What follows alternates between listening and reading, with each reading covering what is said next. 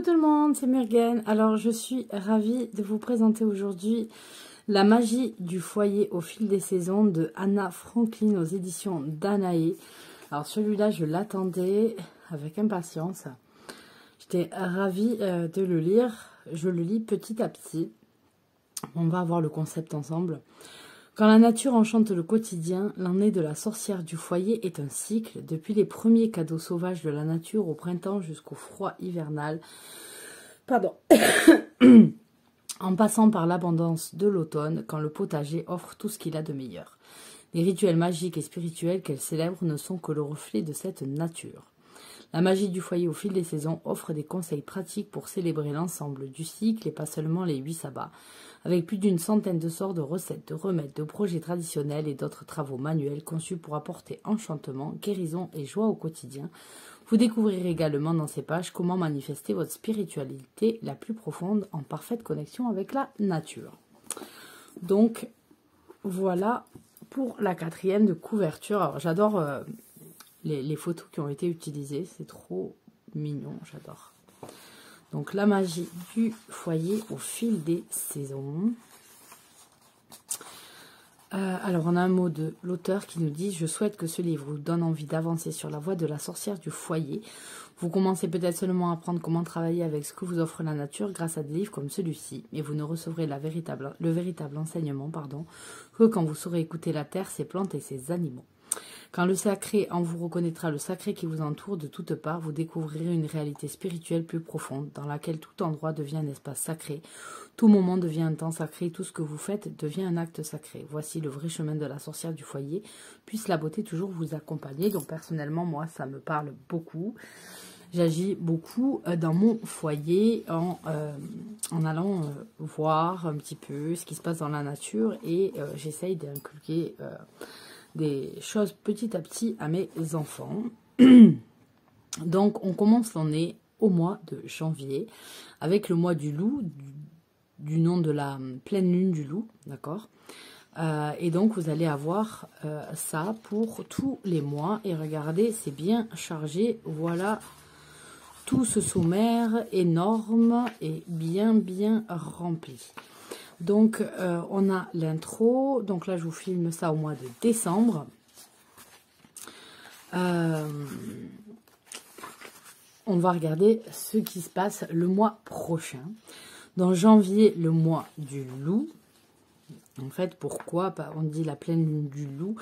Parce que, en fait, c'était le moment où, en fait, il faisait tellement froid que les loups se rapprochaient des villages pour... en fait, quand la neige recouvre le tout, forcément, les herbivores vont se rapprocher de là où ça fond le plus facilement, donc là où il y a de la vie humaine. Et donc, forcément, les loups se rapprochent de leur garde-manger, ce qui est normal. Donc, on a une petite intro sur le mois de janvier, ce que ça représente au niveau de la nature, etc. Puis on a bien sûr le jour de l'an, donc la célébration du jour de l'an, avec toutes les traditions qui s'y portent. Donc en fait c'est un livre où vous allez avoir beaucoup d'explications, de traditions qui vont se passer d'un côté à l'autre. Donc j'ai commencé moi du coup en lisant ce livre par la fin, en commençant par décembre, où vous avez la Sainte-Lucie, avec les traditions dues à la Sainte-Lucie, vous avez la Saint-Nicolas, vous avez pas mal de choses comme ça, notamment l'Avent, Yule, c'est très chargé. Et donc, il y a tout ça qui va être à chaque fois détaillé par mois. Vous allez avoir ces explications-là. Donc, c'est pas mal. Puis, on vous propose, voilà, rite du nouveau départ. Donc, on va vous proposer un petit rituel que vous pouvez faire. Ensuite, on a le 3 janvier, l'hommage aux divinités du foyer. Donc là, c'est pareil. Ah, oui, j'ai un marque-page qui traîne. Le 5 janvier, la 12e nuit. Donc, vous avez, nous, le 5 janvier, le 6, vous avez l'épiphanie. dans le calendrier chrétien. Et donc le 5 janvier, c'est la nuit des rois mages qui viennent apporter les cadeaux aux enfants en Espagne, qui sont préférés au Père Noël. Donc vous avez aussi en fait, des explications païennes, puisque systématiquement on va avoir les grandes fêtes chrétiennes qui vont se greffer en fait à des choses préexistantes qui étaient préexistants païens entre guillemets, qui n'est pas de la religion chrétienne. Donc là on vous propose même des gâteaux à faire. Donc voilà, l'épiphanie, la visite des rois mages à l'enfant Jésus. Parfois c'était la naissance du Christ, donc certains c'est le Noël. Donc vous voyez un peu toutes ces histoires de dates et l'explication de commencer. Donc on vous parle de pas mal de choses. Rituel de la déesse sorcière. Donc c'est très très riche comme livre, c'est très très intéressant. Donc le 7 janvier, le retour au travail. Bon, mais la plupart, cette année, ça sera le 3, hein, les gars. Mais moi, je ne serais pas contre pour le 7 janvier, hein, vraiment. Dans la 12e nuit, Vasseling, mi-janvier. Hop, rituel de Vasseling. Donc à chaque fois, vous allez avoir ou un rituel, une recette, la gâteau aux pommes de Dorset. Et fin janvier, donc on rentre dans le signe du Verseau. Donc là aussi, on vous explique. Le blues de l'hiver, on vous propose un baume pour les lèvres. Donc on a vraiment de tout, hein. On a du soin, on a des infusions qui sont proposées, on a des rituels, on a de tout. On n'est pas forcément pratiquant de la magie, en fait. Quand on lit ce livre, il est intéressant culturellement, pour sa culture générale, connaître les dates, etc. Et on a aussi, du coup, pas mal de recettes qui n'entrent pas forcément dans quelque chose de magique. Vous pouvez y mettre votre magie forcément, mais vous pouvez tout simplement faire aussi votre DIY tranquille. Dans le 31 janvier, on va être la veille d'Imbolc. Alors en février, on a le mois de la purification. Donc, on va expliquer février, le mois le plus court de l'année. Et à chaque fois, vous avez des petites histoires du folklore, etc. Je trouve ça génial. On a Imbolc avec l'arrivée, en fait, de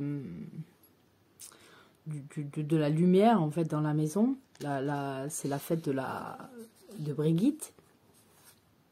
On a un rituel qui est proposé. Ben voilà, Brigitte vient et entre. 2 février, la chandeleur. Donc là, c'est parti. On cuisine, on fait des crêpes qui, donc, de leur couleur dorée toute ronde, rappelleront le soleil. Voilà. On a le jour de Dorothée. Non, rien à voir, ceux qui sont de ma génération, avec le club. Hein. Le club Dorothée, tout ça. Voilà, donc on a pas mal de choses, même des petites recettes pour faire des galettes pour les oiseaux. La Saint-Valentin, forcément au mois de février. La purification par le son, une recette de crêpes. Voilà, après chacun a son habitude pour faire les crêpes. Moi je mets un peu plus de farine que ça pour 2 œufs. Un peu plus de farine que ça pour 2 œufs, mais je l'ai fait au citron aussi. Donc voilà, et il y a vraiment pas mal de choses là. Il y a la purification de la maison, comment faire son propre encens, une huile de protection. Je trouve ça vraiment top. Il est vraiment très très sympa. Méditation de la grenouille, donc voilà. Et donc ce qui est pas mal avec ce genre de livre, c'est que vous pouvez prendre ce livre, le suivre tout au long de l'année. En marquant sur vos calendriers, par exemple, ce qui est traité dans le livre. Vous n'êtes pas obligé de le lire d'une traite. Et comme ça, vous appréciez petit à petit ce qui se passe. Moi, j'aime bien, j'ai des livres comme ça, où, voilà, au début du mois, je vais refaire ma lecture, regarder, noter les dates, ce que j'ai envie de faire. Si j'ai envie de faire des recettes de cuisine particulières, etc., qu'on a envie de mettre des choses particulièrement en place. Donc voilà, en me fixant des dates et donc préparer mon mois. Donc vous voyez, vous avez vraiment beaucoup de choses parce que vous avez rituel, cuisine, tout est mélangé. Et je trouve ça super. Donc voilà, vous avez une couleur en fait, vous voyez là dans la tronche, peut-être à la vidéo, on voit des stries là. C'est les couleurs en fait des mois qui commencent. Voilà, donc dès qu'on va à avril par exemple, on a la couleur verte, voilà. Donc je trouve ça super, c'est un très bon livre, c'est un très beau livre que je vous conseille vraiment. C'est autant pour la culture que pour donner des idées de choses à faire. C'est vraiment top. Vraiment top. Donc le mois d'or, juillet. C'est moi, je suis de juillet. Début juillet, une infusion de tilleul. Tilleul citron, c'est trop bon. Le 15 juillet, le jour de la Saint-Swithin. Rituel de la déesse de l'eau, fin juillet. Voilà. Donc après, là on aura Lunasa ou Lamas, ça dépend comment vous traitez. Mais vous voyez qu'il y a des mois qui sont plus légers que d'autres. Alors que, voilà, par exemple, le ver luxuriant du début de l'été a pris un air fatigué pour la mi-août. Personnellement, chez moi, la mi-août, il n'y a plus de verre. Hein. C'est cramé, quoi. Même si on a la chance d'être passé à côté des incendies, on est dans la paille. On a la couleur paille. Et ce, en principe, dès le début juillet. Hein. On est déjà en sécheresse à ce moment-là. D'ailleurs, cette année, on a du mal à s'en sortir de la sécheresse. Voilà. Après, voilà, il faut se recaler avec là où on habite. Regardez comme elles sont belles, ces photos. Elles sont belles, ces photos. Donc voilà, je vous conseille vraiment ce livre. C'est un très bon bouquin pour la culture générale, pour vous donner des idées pour la maison. C'est vraiment top. Je suis très contente en fait d'avoir ce livre et il va me suivre tout au long de l'année. Je trouve ça super. Et donc à chaque fois, les petites idées. Maintenant, voilà, je vous le montre à chaque fois, mais les petites idées pourront être notées dans ce petit carnet. Comme ça m'évite de retourner directement au bouquin quand j'ai envie. Je marquerai la référence et la page. Mais voilà, je n'aurai plus qu'à mettre les choses dedans, puis les choses au fur et à mesure que je fais. Et puis tester, et puis ce qui fonctionne pour moi, ce qui me parle, ce qui a agi correctement, sera noté dans mon gros. Donc voilà, je pense que du coup, ces petits cahiers à côté, c'est une excellente idée pour pouvoir profiter à fond de l'objet de nos lectures. Donc voilà, j'étais ravie de vous présenter ce bouquin et je vous fais de gros bisous. Je vous dis à très bientôt, bye bye.